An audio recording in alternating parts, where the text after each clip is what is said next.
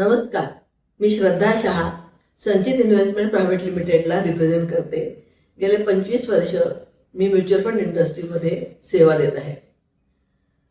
आपण निन्या स्कीम्समध्ये इन्व्हेस्टमेंट करतो म्युच्युअल फंडच्या, जसं की large cap, mid cap, small cap, multi cap, flexi cap. आपल्याला माहिती आहे की लार्ज कॅप म्हणजे मोठ्या कंपन्या, मिड कॅप म्हणजे मिड साईज कंपन्या किंवा स्मॉल कॅप म्हणजे छोट्या कंपन्या. आपण इन्व्हेस्टमेंट नक्की कुठं करतोय, एक किती डायव्हर्सिफिकेशन आहे किंवा काय. पण तुम्हाला माहिती आहे का कॉन्ट्रा फंड म्हणजे काय किंवा कॉन्ट्रा म्हणजे काय? कॉन्ट्रा म्हणजे विरुद्ध. विरुद्ध म्हणजे काय तर प्रवाहाच्या विरुद्ध जाणे.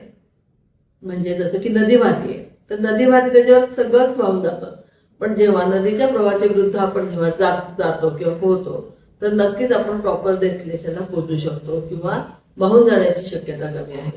किंवा शिक्षण क्षेत्रात जर बघितलं तर सगळेजण साईड कुठली घ्यायची, सायन्स, म्हणजे कुठे आपल्याला इकडे तिकडे जाता येईल. पण व्यवस्थित ठरवून जर एखाद्याने आर्ट साईड घेतली आणि तो त्याच्या डेस्टिनेशनला प्रॉपर पोहोचला आणि सक्सेसफुल झाला तर म्हणजे काय तर तो कॉन्ट्रा म्हणजे इतरांच्या पेक्षा वेगळा काहीतरी डिसिजन घेऊन त्यानं त्याची जी अचिव्हमेंट आहे ती पूर्ण केली. तसं म्युच्युअल फंडमध्ये कॉन्ट्रा म्हणजे काय तुम्हाला माहिती आहे? तर ऐका, म्युच्युअल फंडमध्ये कॉन्ट्रा याचा अर्थ विरुद्ध जाणे.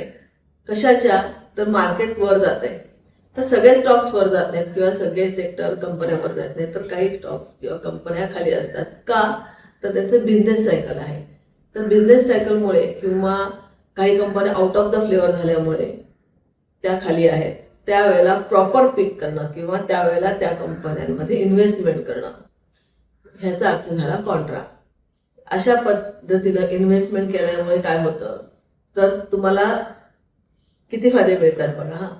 एक आहे की डायव्हर्सिफिकेशन होतं, म्हणजे लार्ज, मिड, स्मॉल मध्ये फंड मॅनेजरला ज्या पद्धतीने वाटेल त्या पद्धतीने तो इन्व्हेस्टमेंट करू शकतो.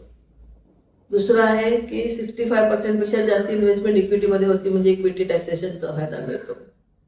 तिसरं आहे की ती जी इन्व्हेस्टमेंट आहे ही कॉन्ट्रा पद्धतीने इन्व्हेस्टमेंट केल्यामुळे म्हणजेच काय तर डाऊनसाईडला इन्व्हेस्टमेंट होते, म्हणजेच अजून ते डाऊनसाईड जाणं किंवा तो स्टॉक खाली किंवा तो सेक्टर खाली जाण्याची शक्यता कमी आहे. म्हणजेच त्याला अपसाईड सर्कल मध्ये जेव्हा येईल तेव्हा तो फंड मॅनेजर तो स्टॉक विकणार.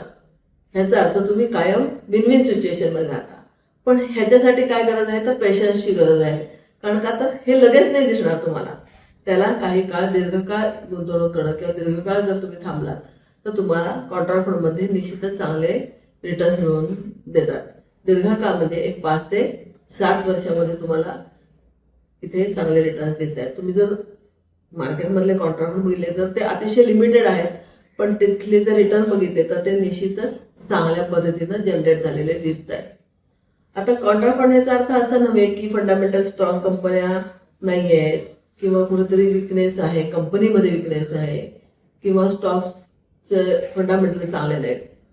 त्याचे तसं नाहीये, तर तो स्टॉक किंवा ते सेक्टर किंवा त्या कंपन्या ह्या मार्केटच्या आउट ऑफ द फ्लेवर आहेत किंवा मार्केटचं त्याच्याकडे दुर्लक्ष आहे किंवा सेंटिमेंटमुळे त्या कंपन्या दुर्लक्षित झालेल्या आहेत, पण त्याचे फंडामेंटल्स चांगल्या पद्धतीने पुढे जाणार आहेत किंवा पुढे जात आहेत.